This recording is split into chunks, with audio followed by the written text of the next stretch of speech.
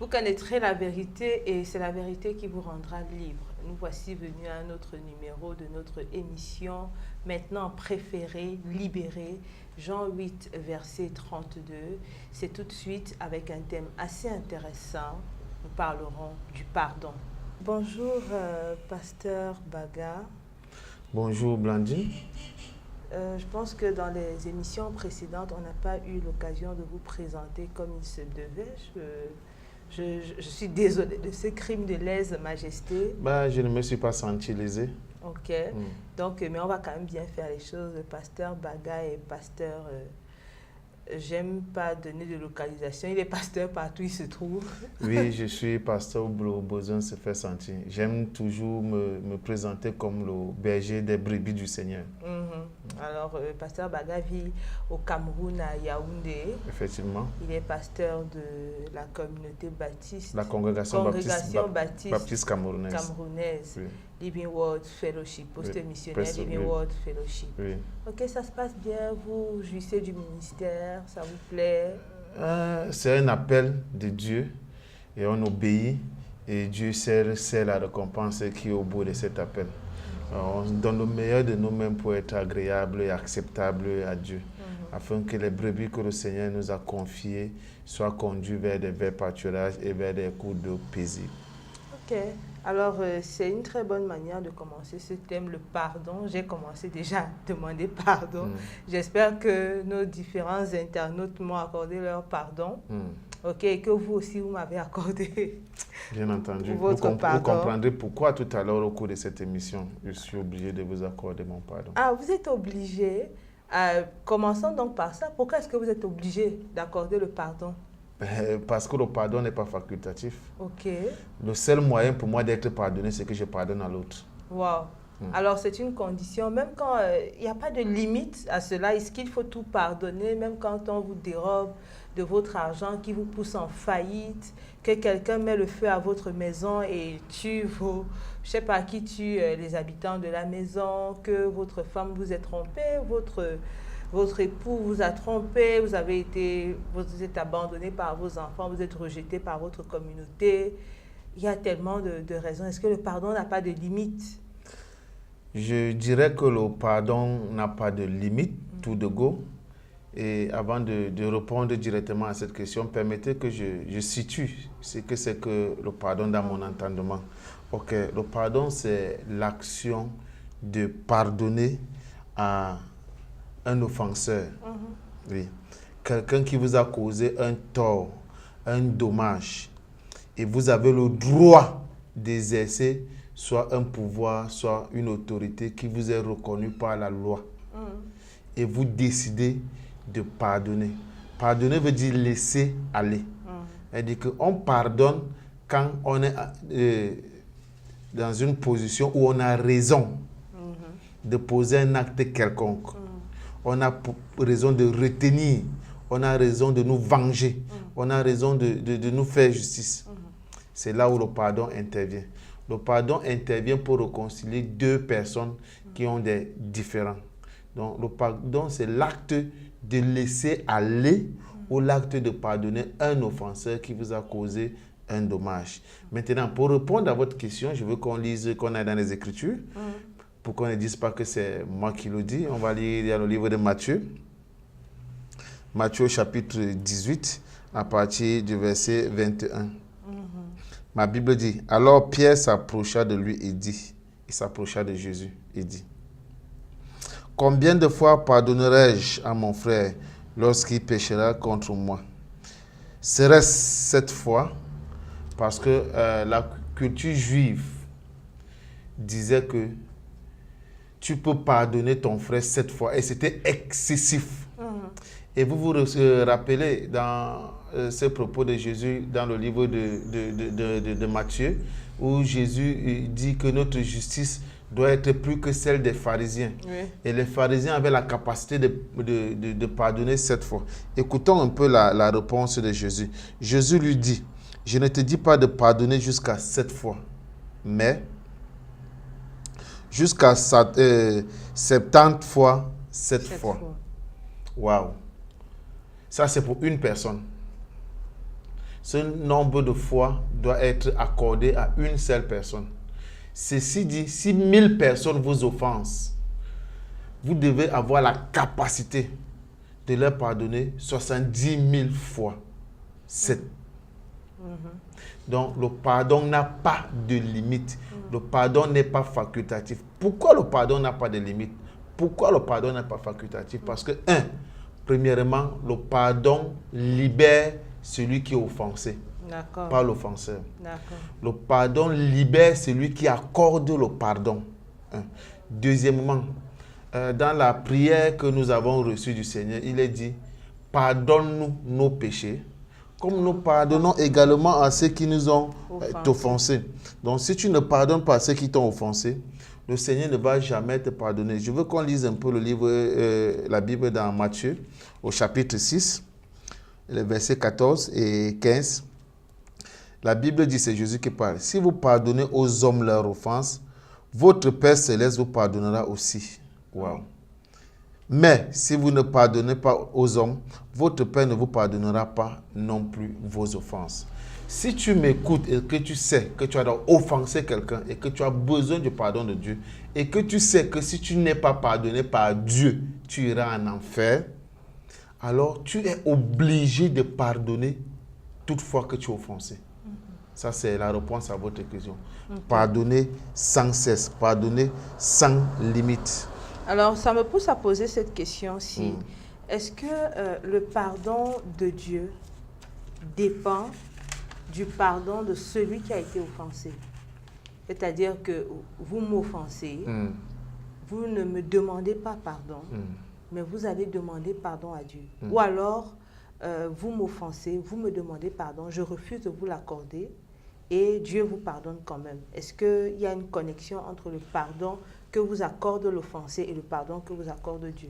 Bien sûr, bien sûr. Je vais ressortir là 2 problématiques. D'abord, le premier cas de figure. Si je vous offense et que je ne vous demande pas pardon et que je peux demander pardon à Dieu, il est possible, si je suis sincère, que Dieu me pardonne. Parce que des fois, il y a des circonstances où je ne peux plus retrouver la personne que j'ai offensée. Par exemple, il y a des circonstances où je ne peux plus restituer ce que j'ai commis comme péché.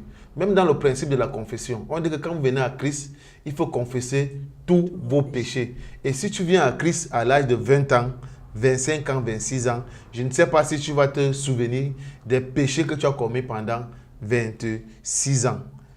Donc, des fois, le principe est là, mais l'applicabilité n'est pas possible. Parce que si j'étais offensé et que je ne te vois plus, j'étais offensé lors d'un de mes voyages quelque part et je suis conscient de l'offense que j'étais fait et je pars vers Dieu lui demander pardon, Dieu va me pardonner. Mais si je suis dans la maison avec mon conjoint, bien ma conjointe, ou alors avec mon enfant, mon frère, ma soeur, que j'ai offensé, il est de bon ton de partir d'abord me réconcilier avec lui. Parce que le but de lui demander pardon, ce n'est pas pour que lui m'accorde le pardon. Parce qu'il n'a pas la capacité de m'accorder le pardon. Mais c'est pour qu'on soit réconciliés, lui et moi. Parce que le pardon réconcilie 2 parties qui étaient en problème. Okay. Donc le but pour lequel je demande pardon à mon frère, c'est que nous soyons réconciliés. C'est pour ça que la Bible dit que si tu sais que ton frère a quelque chose contre toi, laisse là ton offrande à l'autel et va d'abord te réconcilier avec lui. C'est très important, la réconciliation dans la maison de Dieu. Parce que Dieu nous considère comme ses enfants. Nous sommes une famille. Et le but du pardon, c'est qu'il y ait réconciliation entre ses enfants. D'ailleurs, la Bible dit que Jésus a pas embrigadé, a encapsulé tous les commandements en 2 commandements. Celui d'aimer Dieu plus que soi-même Oui. et plus que toute autre chose, et celui d'aimer son prochain comme toi. Dieu veut que nous vivons une vie d'harmonie, d'amour. Et pour qu'il y ait harmonie, pour qu'il y ait amour, il faut qu'il y ait pardon. Parce que le pardon, en ce moment, enlève dans nos cœurs l'amertume, enlève dans nos cœurs la haine, enlève dans nos cœurs la jalousie. Par conséquent, on ne planifie pas le mal dans nos cœurs. Parce que quand tu retiens une offense que quelqu'un t'a fait, ce que tu ressasses dans ton cœur, c'est comment te juger, te venger, pardon, comment te faire justice. Et ceci t'empêche, souvenez-vous quand nous avons parlé de la méditation, tu seras en train de passer le temps à penser comment tu vas te faire justice, comment tu vas résoudre le problème. Peu importe l'offense que tu as vécue, tu n'as pas une autre option que de pardonner. Pardonner ne veut pas dire que justice ne sera pas faite, mais la justice ne t'appartient pas. Maintenant, il est donc important, sinon obligatoire, de demander pardon à celui que tu as offensé. Maintenant, si cette personne refuse de te demander pardon, il s'engage lui-même à être en porte-à-faux avec Dieu. Mais si tu es sincère dans ton cœur et que tu lui demandes pardon, si cette personne refuse de t'accorder le pardon, va sincèrement devant Dieu et Dieu va te pardonner. Dieu va te pardonner. Maintenant, il ne faut pas qu'on confonde le pardon au laxisme. Le pardon, ce n'est pas le laxisme. C'est juste un principe de vie biblique qui te libère d'abord. Pardonner ne veut pas dire qu'on est faible.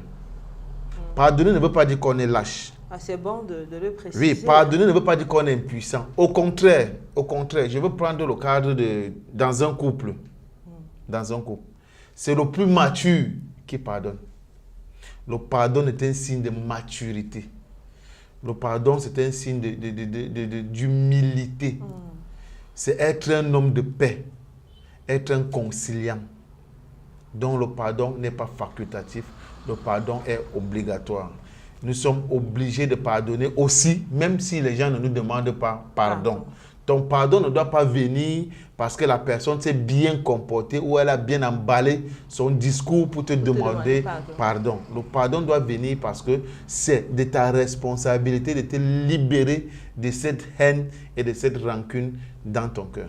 Alors, une autre question. Quels sont les différents cadres dans lesquels le pardon intervient? Il y a plusieurs niveaux de relations. Je pense qu'entre les êtres humains, peut-être que est-ce qu'il y a différentes dimensions dans lesquelles le pardon intervient? Le pardon intervient dans la vie de l'être humain. Depuis sa relation avec Dieu. Depuis la création, l'homme a hérité de la nature adamique. Nous sommes nés dans le péché. Nous sommes nés dans le péché et nous avons commis nous-mêmes les péchés. Et le salaire du péché n'a jamais changé. Le salaire du péché, c'est toujours la mort. Le péché n'a qu'une seule issue, c'est la mort. Bon. Pour ne pas donc faire face à cette mort, on a besoin que Dieu nous pardonne nos péchés. Donc, il y a le pardon de Dieu pour les hommes. Il y a le pardon que nous devons accorder à quiconque nous offense. Donc, le pardon entre les hommes. Entre les hommes également. Maintenant, parlant du pardon entre les hommes, on se met toujours à la position de celui qui est offensé. Mais on oublie que nous sommes également offenseurs, soit de Dieu, soit de nos contemporains. Donc, la capacité de demander pardon également, parce que nous ne devons pas seulement avoir la capacité de pardonner, il est même plus facile d'accorder le pardon que d'aller demander pardon, parce que très souvent on croit que quand on demande pardon, ça nous diminue. Mais il faut être focalisé sur l'objectif que Dieu veut atteindre.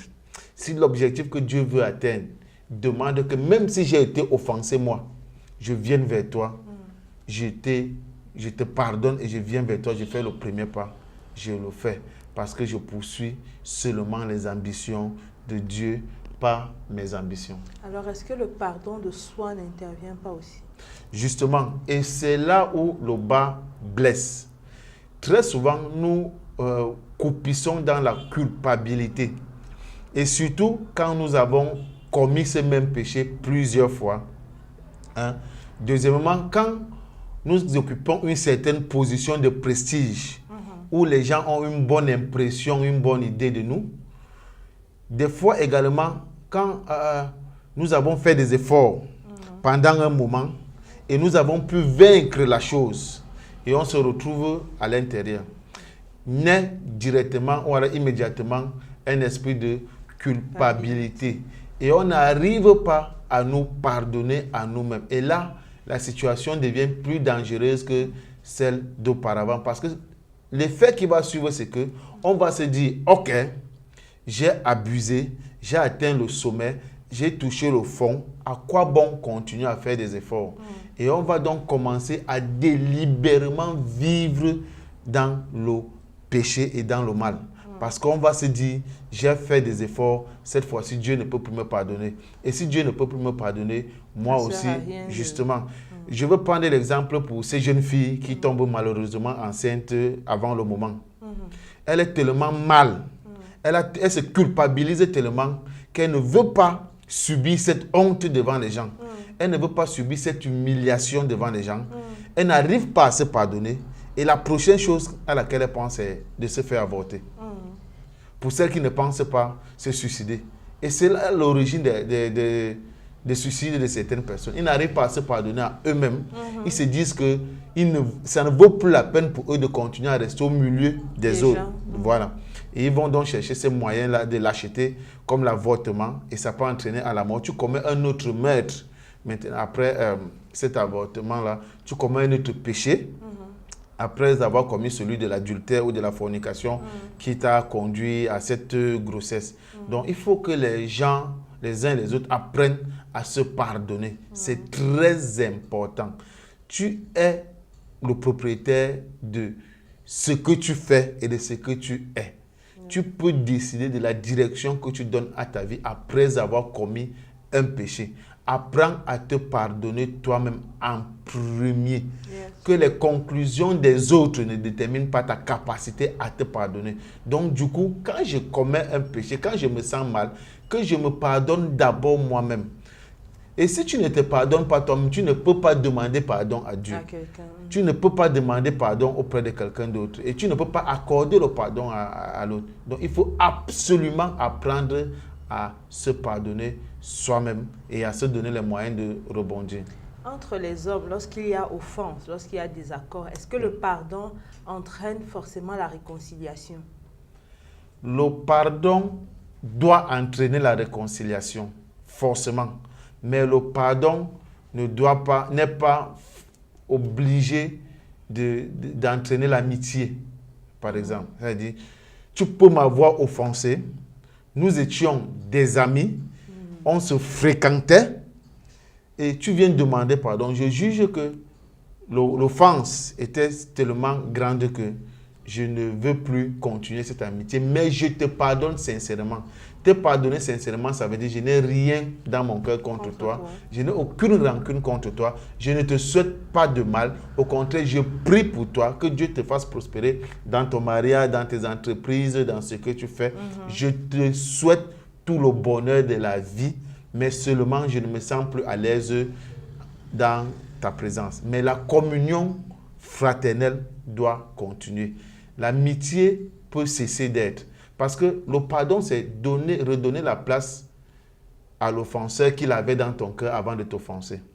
C'est-à-dire, si j'étais offensé et que j'étais à ce niveau dans ton cœur, après l'offense, ça descend.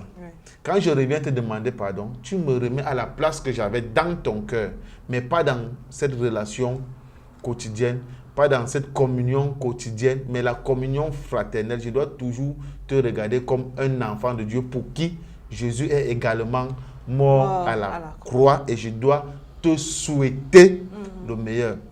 Et ceci, même si tu ne viens pas me demander pardon, le pardon que je t'accorde n'est pas conditionné par le fait que toi tu viennes me demander pardon. C'est conditionné par le fait que je connais Dieu et que Dieu m'a donné une instruction. Celle de pardonner à tous les coups. aussi, je voudrais savoir, est-ce que pardonner, lorsque vous avez accordé votre pardon à quelqu'un, est-ce que cela vous empêche de demander réparation? Non, non. Par exemple, si un monsieur vous viole par exemple, vous êtes victime d'un viol ou d'un vol, par exemple, et qu'on attrape le bandit qui vous a volé ou violé ou agressé, quoi que ce soit, et qu'il est remis entre les mains de la justice, il doit payer pour son crime. Votre pardon sert seulement à ce que la haine qui devait exister en vous ne soit plus. Deuxièmement, vous pardonnez cette personne parce que vous également, vous avez besoin du pardon de Dieu. Mais justice doit être faite, il doit y avoir réparation. Pardonner ne veut pas dire que si tu m'as offensé et qu'il y a un dommage à payer, tu ne le payes pas. Non, tu dois payer ce dommage. Tu dois subir la punition. Là, elle n'émane plus de moi. C'est-à-dire, ce n'est pas moi qui t'ai puni. C'est la loi qui te punit. Si, par exemple, tu as... Oui, mais c'est vous qui portez plainte quand même. Oui, ça, c'est la justice. Ça veut dire quoi? J'ai lu une histoire dans les réseaux sociaux, ou alors j'ai vu ça à la télé, aux États-Unis. Ça fait 3-4 jours. Très puissant. Une dame qui a perdu son fils, un jeune homme a battu son fils, il a été condamné à 25 ans de prison. Il a été enfermé et après 11 ans de prison, la maman de ce garçon est allée voir le monsieur après avoir reçu Christ. Oui. Elle est partie voir le monsieur, ce jeune homme-là, parler avec lui, lui dit que je te pardonne, je n'ai plus rien contre toi dans mon cœur. Mais il devait finir de purger sa peine. Et il allait lui rendre visite, lui apporter la parole de Dieu. Elle a même converti ce garçon à Christ. Et son comportement a fait en sorte qu'il sorte de prison avant les 25 ans. Quand il est sorti de prison, il cherchait une maison. Il y avait une maison libre à côté de cette dame. Cette dame, c'est à la télévision que j'ai vu ça. Oui. Cette dame a fait en sorte qu'ils viennent louer à côté de chez elle. Ils vont à l'église ensemble. Il est devenu un homme social. Et il fait beaucoup de travaux dans la communauté. Des travaux bénévoles. Oui. Pourquoi? Parce qu'il dit, quelqu'un qui ne méritait pas de m'accorder le pardon m'a accordé le pardon. Il faut donc que ma vie soit utile à quelque chose. Le pardon que j'ai reçu soit utile à quelque chose. Il fait donc les travaux dans la communauté pour aider la communauté pour que le pardon qui lui a été accordé soit utile à quelque chose.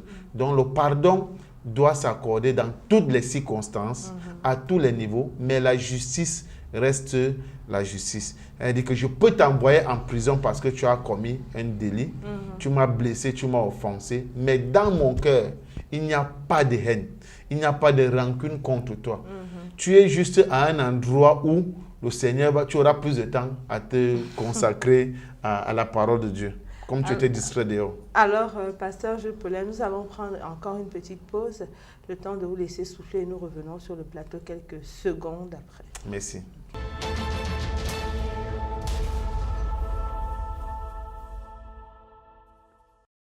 De retour sur le plateau, Pasteur Jules Paulin, je vais vous poser cette question.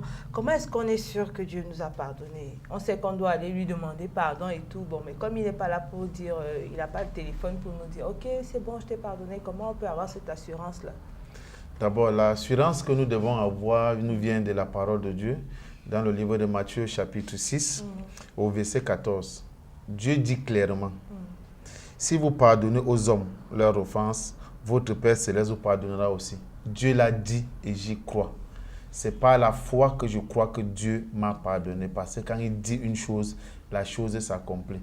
Maintenant, on peut, dans son vécu quotidien, sentir un soulagement, une libération dans son âme et dans son esprit. On peut sentir la culpabilité nous quitter.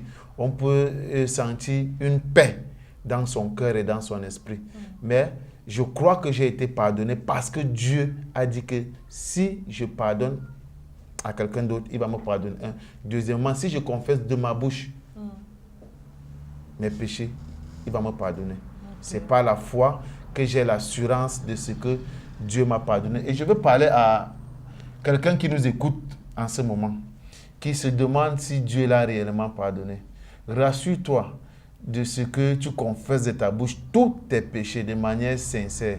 Et je te promets, je te garantis que le Seigneur va te pardonner. Pardonne également à tous ceux qui t'ont offensé. Le faisant ainsi, le Seigneur Jésus va également te pardonner. Car il dit expressément que si tu ne pardonnes pas aux hommes leurs péchés, le Père Céleste ne te pardonnera pas également. Et apprends à te pardonner toi-même. Parce que ce que tu as fait est mal. Mais donne-toi une autre opportunité de faire quelque chose de bien. Merci. Alors, avant la fin, moi j'aimerais savoir, parce que vous avez dit au départ que le pardon libère celui qui pardonne. Oui. Alors moi, j'aimerais que vous nous expliquiez un peu comment ça se passe de manière concrète. On vous a offensé, Oui. vous êtes blessé, Oui. vous êtes mal en point, vous avez besoin de réparation, vous auriez souhaité que l'offense n'ait jamais eu lieu et tout, mais c'est vous qui êtes emprisonné. Mais comment est-ce que ça se manifeste? Parce qu'il y a plusieurs choses. Il y en a qui ne vont jamais aller se venger. Il y en a qui vont peut-être décider de couper les ponts, rentrer dans l'indifférence. Il y a tellement de choses. Mais quelque part, au fond de vous, c'est de bonne foi. C'est-à-dire, c'est normal que si on vous a offensé, qu'il y ait réparation. Comment est-ce que le fait de ne pas accorder le pardon vous emprisonne? D'abord, il faut dire, je l'ai dit sur ce plateau, que le pardon nous libère nous-mêmes. Hein. Deuxièmement, le pardon n'exclut pas la réparation, ni la justice de Dieu. Voilà. Le pardon nous libère nous-mêmes parce que quand nous sommes offensés, nous sentons que nous sommes offensés quand nous ressentons une douleur au cœur. Nous sommes dans l'angoisse et dans l'amertume. Toutefois que nous sommes offensés, il y a d'abord un esprit de vengeance et de se faire justice qui vient en nous. Ceci peut créer l'amertume. Ceci peut créer l'angoisse. Ceci peut créer des rancunes en nous. Donc, ça te libère de la rancune, ça te libère de l'angoisse, ça te libère de l'amertume, ça te libère de l'AVC. C'est-à-dire, tu dis, voici la douleur que je dois porter après cette offense. Je refuse de la porter, je la remets entre les mains de Dieu.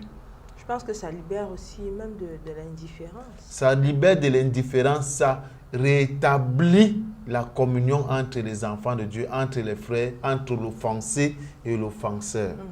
C'est ça, ça libère de beaucoup de choses. Vous ne connaissez pas dans quel état un homme offensé se trouve. Les choses qu'il médite dans son cœur. Il médite vengeance, il médite mal, il médite haine. Donc c'est important de pardonner. Parce que c'est celui qui pardonne qui est libéré. C'est celui qui est offensé, qui se retrouve dans l'embrigadement, qui se retrouve en prison s'il refuse de pardonner. C'est pour ça que Dieu nous pardonne automatiquement toutefois que nous lui demandons pardon sincèrement. C'est pour ça qu'il nous pardonne. Et le pardon ne te coûte rien. Ça n'enlève rien à ta grandeur. Ça n'enlève rien à ta personnalité. Au contraire, c'est celui qui pardonne qui est le plus mature, qui a une meilleure compréhension des choses de Dieu et il a une meilleure compréhension de la vie sociale. Alors, c'est sur ces mots que nous allons terminer notre émission. Le pardon ne coûte rien. Le pardon, nous pouvons l'accorder lorsque nous sommes matures. Le pardon nous libère et le pardon nous garantit l'approbation de Dieu parce que lorsque nous pardonnons, c'est alors que nous bénéficions également du pardon de Dieu. Et si vous désirez continuer de partager tous ces enseignements que nous avons sur notre plateau, tous les thèmes que nous venons vous présenter parce que nous nous donnons pour objectif de participer à vous faire avancer dans votre marche chrétienne, vous restez sur la www.newbeginningministries.life et sur notre chaîne YouTube. Et puis sur ce, je vous dis shalom et à bientôt.